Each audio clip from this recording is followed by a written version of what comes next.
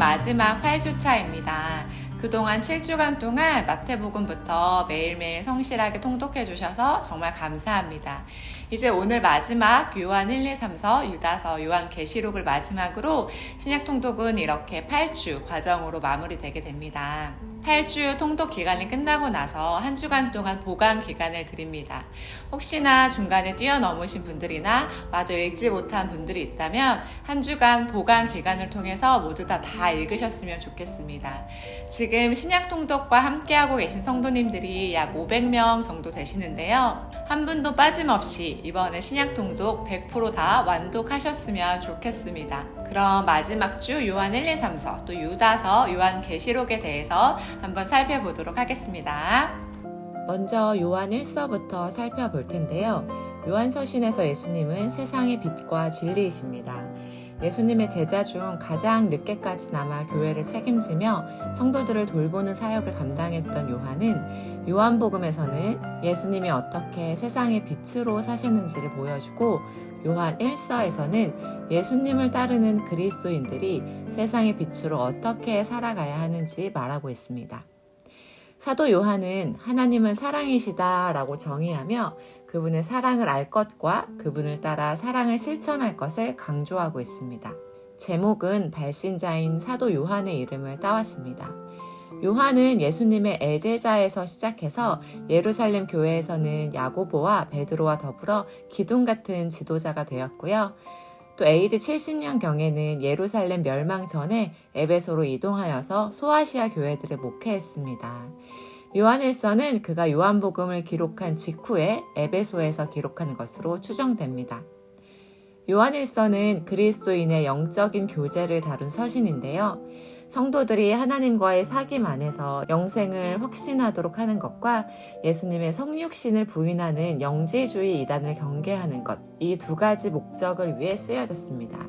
오순절이 지난 후 초대교회가 세워지고요. 40년, 50년 후에 로마 제국 안에 있는 많은 교회들은 어려움을 겪었습니다. 교회 밖에서는 로마 황제가 기독교를 심하게 박해했고요. 더 위험한 것은 교회 안에서 발생하는 이단, 특히 초기의 영지주의가 위협했습니다. 당시 영지주의는 육은 악하고 영만이 거룩하다라고 생각하는 이원론적 관점을 가지고 있었는데요. 그리스도의 성육신을 부인하기도 했습니다. 이에 성도들이 이단에 미혹되지 않고 그리스도에 대한 바른 지식을 가지고 참된 신앙생활을 할 수 있도록 교훈하고자 요한일서를 기록한 것입니다. 요한일서 1장에서 2장은 사귐의 조건인 빛에 대해서 말하면서 하나님과 사귀려면 빛 가운데 거해야 함을 말하고 있습니다. 3장에서 4장은 사랑에 대해서 말하면서 하나님을 사랑한다면 형제를 사랑해야 한다고 말하고요. 5장에서는 사귐의 결과인 생명에 대해서 말합니다. 하나님을 사랑하는 자들에게는 생명이 있다라고 말씀하고 있습니다. 다음은 요한 2서입니다. 요한 2서는 거짓 교사를 경계하라고 권면한 서신입니다. 요한 2서는 요한복음과 요한 1서와 매우 유사합니다. 요한 2서는 사랑의 교제를 이야기하면서도 진리 안에서의 분별력을 가져야 함을 강조하고 있습니다. 저자인 요한의 이름과 서신서의 기록 순서에 따라서 요한 1서, 요한 2서라는 제목이 유래되었습니다. 예수님이 승천하시고 초대교회가 시작된 이후에 시간을 흘러 사도들은 순교하고 예수님을 직접 보고 들었던 목격자들은 대부분 죽었습니다.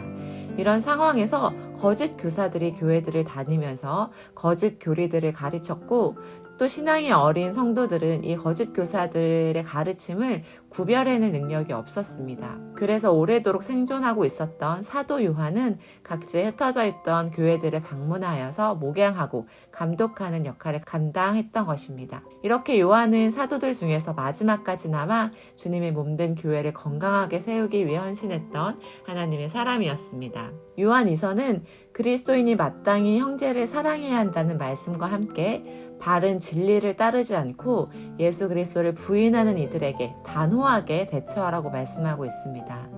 이것은 교회 안에 있는 사람과 그 밖의 사람들을 구분하라는 말씀이 절대 아니고요. 교회는 믿는 사람이든 믿지 않는 사람이든 온 세상 사람들이 그리스도의 마음으로 품고 안아야 합니다.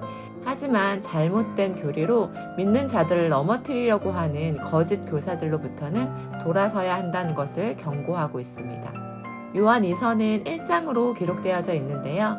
사랑과 진리에 대해서 말하고 있습니다. 1절에서 6절은 진리를 행하라고 말하고 있고요.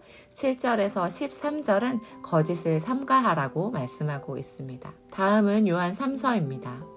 당시 여러 곳을 다니면서 복음을 전하는 복음 전도자들에게 집을 공개하고 음식을 제공하며 새 힘을 얻어 다시 복음을 전할 수 있도록 도와주었던 가이오라는 사람에게 사도 요한이 보낸 감사의 편지가 요한 3서인데요. 가이오를 향한 간절한 기도 속에는 그의 영혼이 잘됨같이 범사가 잘되고 강건하여지는 복을 받기 바라는 마음이 잘 표현되어 있습니다. 사랑하는 자여, 내 영혼이 잘됨같이 내가 범사에 잘되고 강건하기를 내가 간구하노라. 요한 3서 1장 2절 말씀이죠. 이것이 하나님께서 그리스도인들에게 베푸시는 놀라운 복 가운데 하나입니다. 요한 3서도 1장으로만 기록되어져 있는데요. 1절에서 8절은 칭찬하며 가이오가 전도자들을 기쁘게 환대하고 있다는 내용을 담고 있고요. 9절에서 15절은 권면합니다. 악한 자들을 멀리하고 좋은 일꾼과 좋은 교제를 이루어 가라고 말씀하고 있습니다.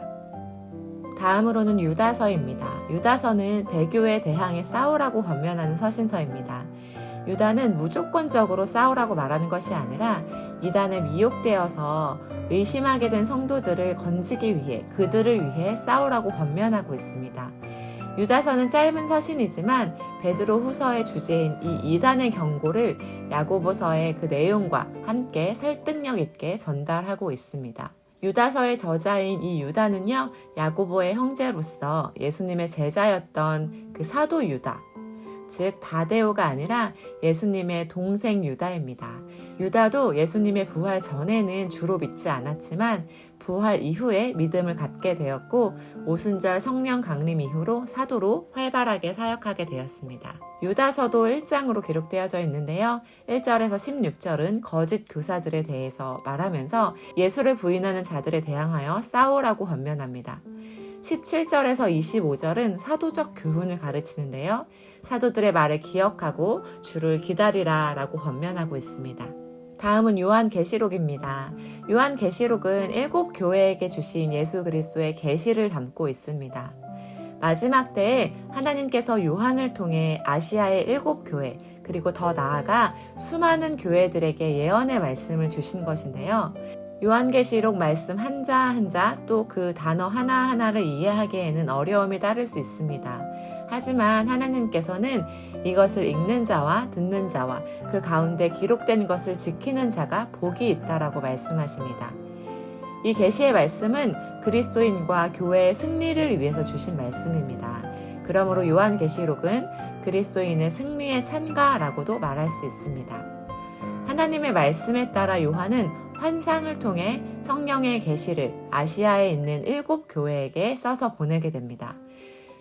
아시아에 있는 7교회 곧 에베소, 서머나, 버가모, 두아디라, 사데, 빌라델비아, 라오디게아 교회는 그 시대 퍼져 있었던 신앙의 양상의 대표적인 모습들을 담고 있다고 볼 수 있습니다. 요한계시록의 주제는요, 성도가 겪게 되는 영적 전쟁은 그리스도에 대해서 그 믿음을 포기하라고 받는 유혹과 박해라고 말씀하고 있고요. 역사의 주관자는 하나님이시며 진정한 주님은 예수님이라는 것을 강조합니다. 교회는 박해에 직면해 있고 박해를 가하는 로마 제국의 권력이 위대해 보이지만 예수님이 주님이시며 영원한 주님의 나라를 세워가실 것에 대해서 그리고 그 주님이 다시 오실 것에 대해서 말씀합니다. 따라서 성도는 예수 그리스도의 신실한 증인이며 마지막 날에 예수 그리스도의 승리에 참여할 자들이라고 기록하고 있습니다. 교재에 보시면 소아시아의 7교회에 대한 지도와 표가 있습니다. 지도에 십자가 모양이 있는 곳이 바로 7교회가 위치한 곳입니다. 7교회 중 유일하게 라오디게아 교회만 칭찬을 받지 못하고 영적으로 눈이 멀었다고 책망을 받았는데요. 반면에 서머나 교회와 빌라델비아 교회는 책망을 하나도 받지 않고 칭찬만 받았던 교회입니다. 이들은 영적으로 부요하며 말씀에 순종하고 담대한 믿음을 가졌다고 칭찬받고 있습니다. 이렇게 7교회에게 말씀하신 것은 단순히 책망하고 징계를 위한 것이 아니라 고난을 극복하는 데 목적이 있습니다. 신앙을 포기하고 배교의 길로 돌아서는 사람들에게 현재의 고난을 인내하며 기다리라고 권면하고 있습니다. 특별히 계시록 6장에서 16장까지는 3가지 심판에 대해서 말씀하고 있는데요. 인심판, 나팔, 대접으로 비유된 심판이 있습니다. 이 3가지 심판은 서로 긴밀하게 연결되어 있으며 종말 현상을 반복 발전시키는 나선형 구조를 가지고 있습니다. 인에서 나팔, 나팔에서 대접, 이렇게 심판은 갈수록 그 강도가 더욱더 심해지게 되는 것을 묘사하고 있습니다. 또한 요한계시록에 등장하는 숫자들의 의미도 주의 깊게 살펴볼 필요가 있는데요. 교재에 있는 표를 참고해 주시면 좋겠고요. 또한 계시록에 해석되고 있는 상징들의 단어가 있는데 이 단어들이 어떤 해석을 하고 있는지에 대해서도 표로 넣어드렸으니까요. 계시록 통독하실 때 보시면 도움이 되실 것입니다. 예를 들면 7별은 천사를 의미하고요. 금대접은 성도의 기도를 의미합니다. 이런 식으로 확인하면서 통독하시면 더 도움이 되실 것입니다. 또한 천년 왕국에 대한 견해도 표로 넣어드렸는데요. 참고해 주시면 좋을 것 같고 내용이 방대하기 때문에 더 궁금증이 있다면 계시록 DBS가 열릴 때 수강하셔도 좋을 것 같습니다.